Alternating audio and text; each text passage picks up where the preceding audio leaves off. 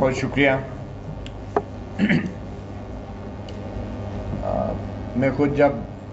चंद घंटों के लिए लापता हुआ था तो मेरे जहन में एक बात आई, और जब मैं बाज़ियाब हुआ तो मेरे लिए एक फ़ैसला करना था कि क्या मैं बाकी लापता अफराद की तरह खामोश रहूँगा या कुछ ना कुछ शेयर ज़रूर करूँगा। मगर अल्लाह ताला ने मुझे हिम्मत दी और मैं वापस आके अपने यूट्यूब चैनल पे वो बहुत सारी बातें शेयर की जो शायद मेन स्ट्रीम मीडिया नशर नहीं कर सकता था, मगर वो एक तारीख़ का और एक रिकॉर्ड का हिस्सा है और अभी भी मेरे यूट्यूब चैनल पे पड़ी है। मैं मुख्तसरन यही कहूँगा कि ये एक ऐसा अलमिया है कि जिसको शायद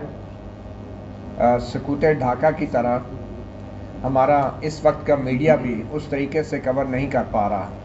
जिस तरह के 1971 में हमारा वाहिद एक रियासती मीडिया था, और इवन के हमारा प्रिंट मीडिया भी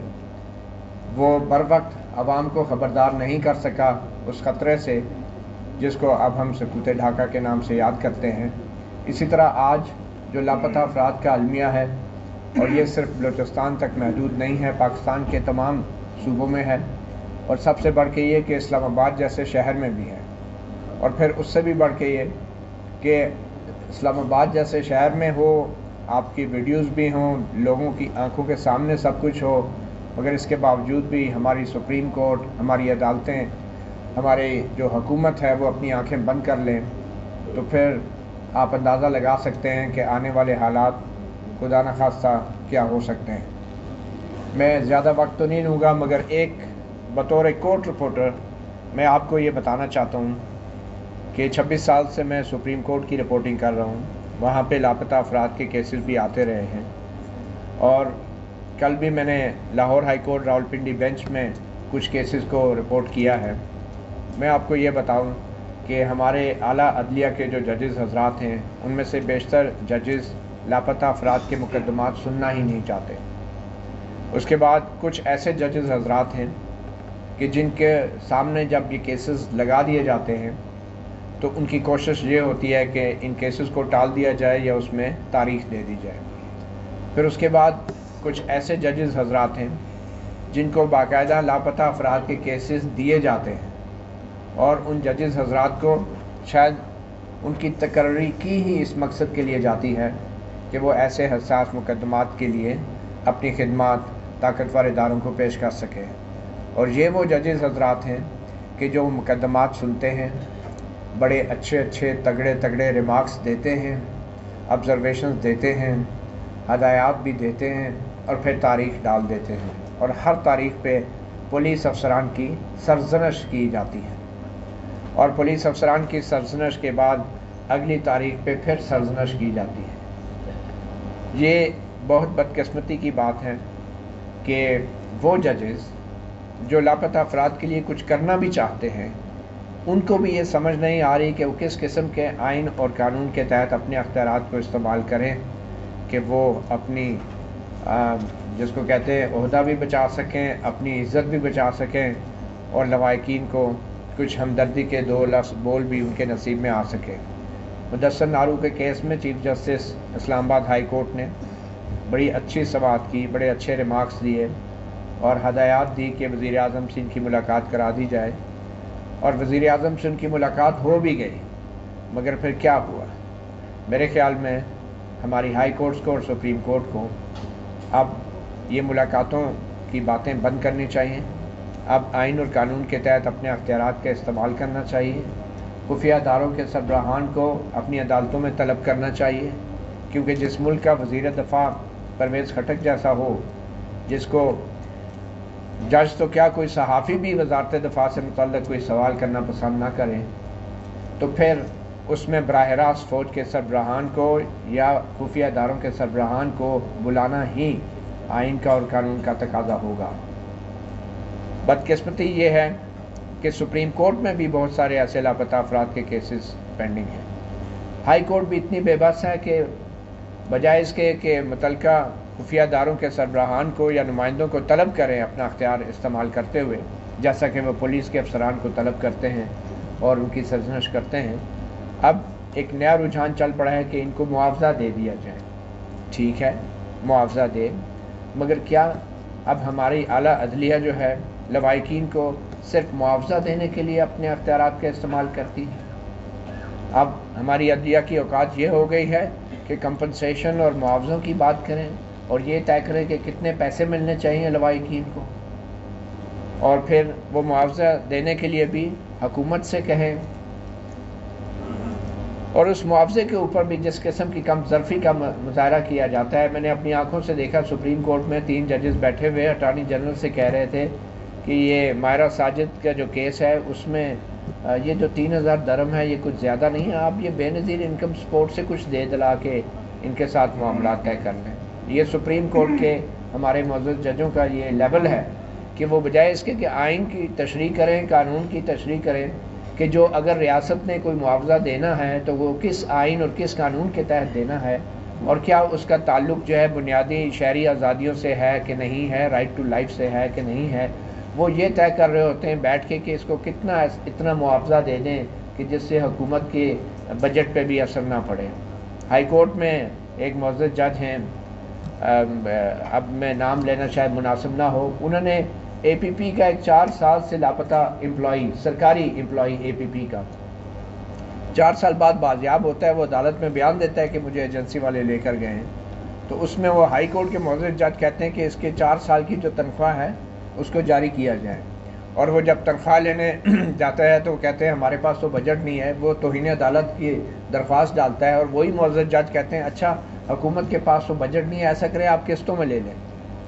اور وہ قسطیں بھی جو ہیں ابھی تک اس پہ بھی عمل درآمد نہیں ہو رہا. تو یہ ہیں ہمارے معزز جج ہیں جنہیں یہ تو فکر ہے کہ حکومت کا بجٹ کتنا ہے، مگر ان کو یہ فکر نہیں ہے کہ ایک انسانی المیہ جو جنم لے رہا ہے اس المیہ کی وجہ سے اس ملک کا مستقبل کتنا خطرے میں پڑ چکا ہے. آخری بات، جو جبری گمشدگی کا لفظ ہے، جو انفورس ڈسپیرنس کا لفظ ہے، یہ سب سے بڑا ظلم ہے جو پاکستان جیسے ملک میں جس کا ناجائز استعمال کر کے یہ تاثر دیا جا رہا ہے کہ اس حوالے سے پاکستان میں کوئی قانون نہیں ہے. انفورس ڈسپیرنسز یقینی طور پہ یہ ایک بین الاقوامی ٹرم ہے،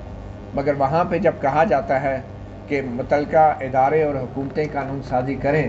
تو اس کا مقصد ہرگز یہ نہیں ہوتا کہ الگ سے کوئی نئی قانون سازی کریں. اس کا مقصد یہ ہوتا ہے کہ شہری آزادیوں اور رائٹ ٹو لائف کا جو تمام ممالک کے آئین اور قانون میں پہلے سے حق موجود ہے اس پہ عمل درآمد کریں. ہم نے اس کو ایک ایسا تاثر دیا اپنے لوگوں کو کہ انفورس ڈسپیرنسز کے اوپر ہم نے کمیشن بنا دیا، وہ دنیا کو دکھانے کے لیے کہ ہم تو بڑے اقدامات کر رہے ہیں. ہم نے یہ کمیشن بھی بنا دیا ہے، لا بھی آ گیا ہے، مگر ہم یہ بھول جاتے ہیں کہ رائٹ ٹو لائف آرٹیکل 9 میں رائٹ ٹو لائف 1973 کے آئین میں موجود ہے، اور جو اغوا برائے تاوان اور تشدد کے حوالے سے جو موجودہ قوانین ہیں وہ بالکل سرکاری اداروں کے اہلکاروں پہ بھی لاگو ہوتے ہیں. اگر وہ سرکار کی اجازت کے بغیر یا آئین اور قانون کے برخلاف کسی شہری کو اغوا کرتے ہیں اور تشدد کرتے ہیں تو ان پرانے قوانین پہ عمل درآمد ہونا چاہیے.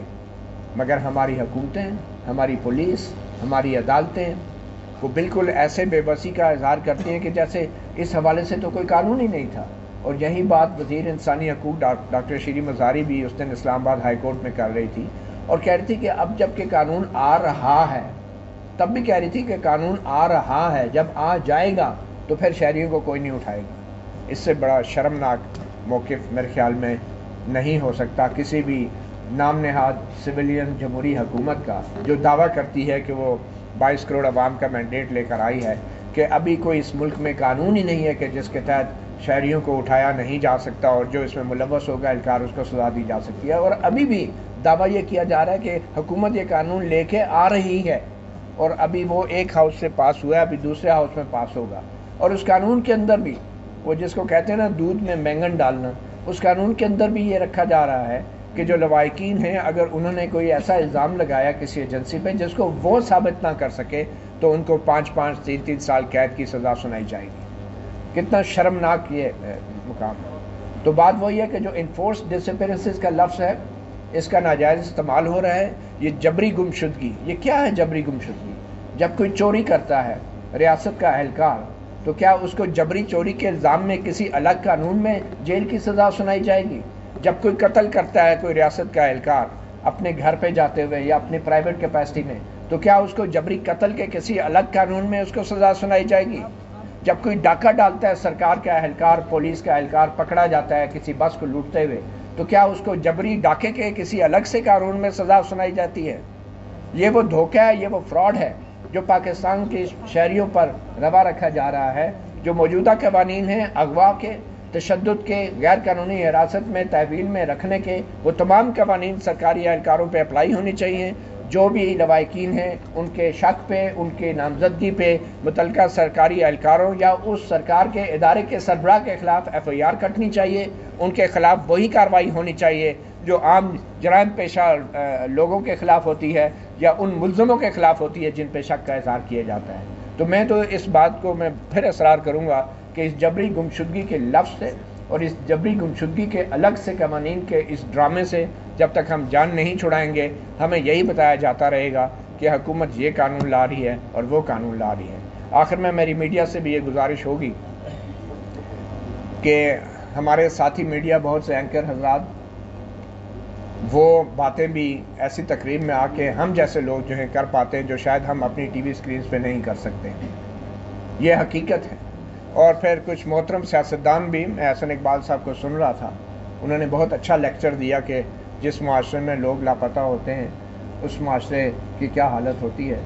تو میرے خیال میں تو سیاستدانوں کو کم از کم اتنے ظرف کا اور اخلاقی جرات کا مظاہرہ کرنا چاہیے کہ جب بھی ایسے المیہ والے دن یا ایسی تقریب میں وہ آتے ہیں تو ان کو یہ پہلے تو یہ بتانا چاہیے کہ وہ حکومت میں بطور وزیر داخلہ یا بطور وزیر یا وزیر اعظم ایسا کیا نہیں کر سکتے جو اب وہ وعدہ کر رہے ہیں کہ وہ کریں گے، اور یہ لاپتہ افراد کا معاملہ جو ہے وہ اس کا حل نکالیں گے۔ ان میں اتنی اخلاقی جرات ضرور ہونی چاہیے، اتنا ظرف ضرور ہونا چاہیے۔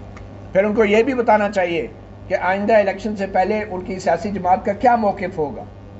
ان کو یہ بتانا چاہیے عوام کو کہ جبری گمشدگی کا نام نہاد جبری گمشدگی کا جو معاملہ ہے یا مسئلہ ہے اس کو یہ پارٹی یا یہ سیاستدان یہ کیسے حل کریں گے۔ بدقسمتی سے کسی سیاسی جماعت کے پاس اس حوالے سے کوئی ٹھوس منشور نہیں ہے، اور میرے خیال میں ہم جیسے صحافیوں کے یہ سوال بار بار دہرانے چاہیے۔ Thank you very much.